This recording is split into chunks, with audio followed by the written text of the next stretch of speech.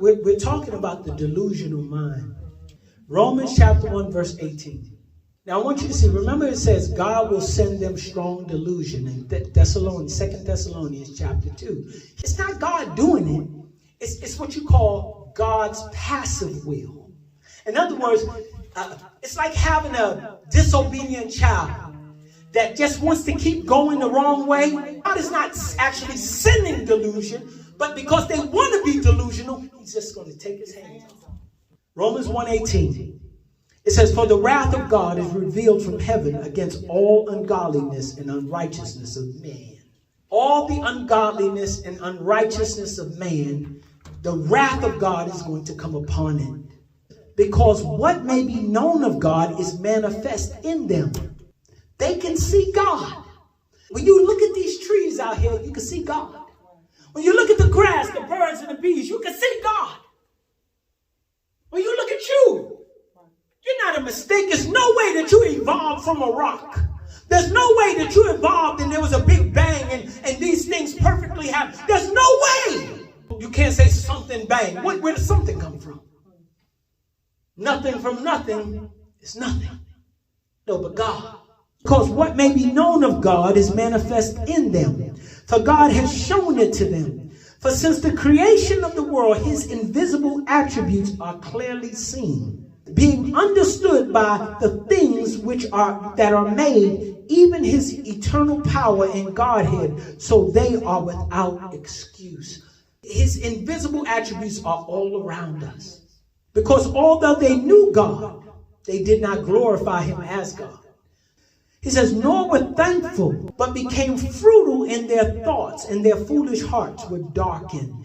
I said, what is frugality? Can anybody tell me what is futile?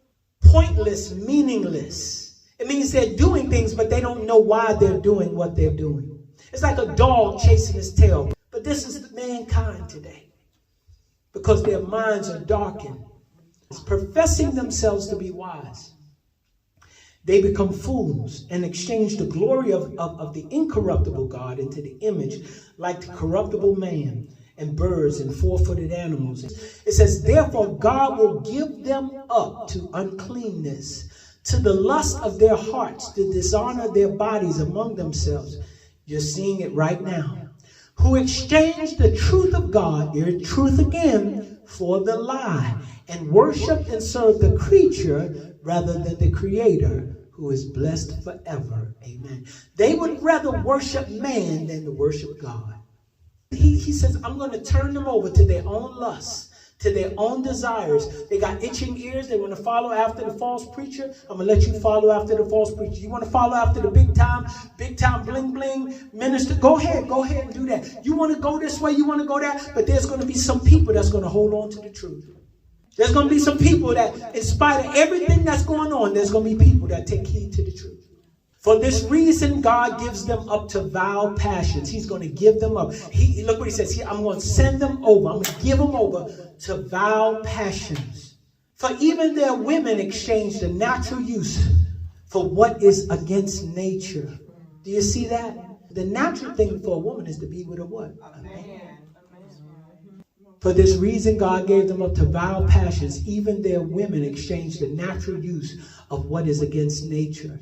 He says, likewise, men leaving the natural use of the woman burned in their lust for one another, men with men committing what is shameful and receiving in themselves the penalty of their errors, which is due.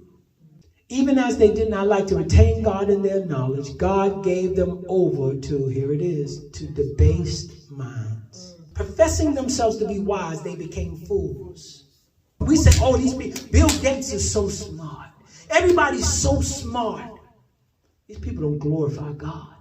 This is dangerous. Amen.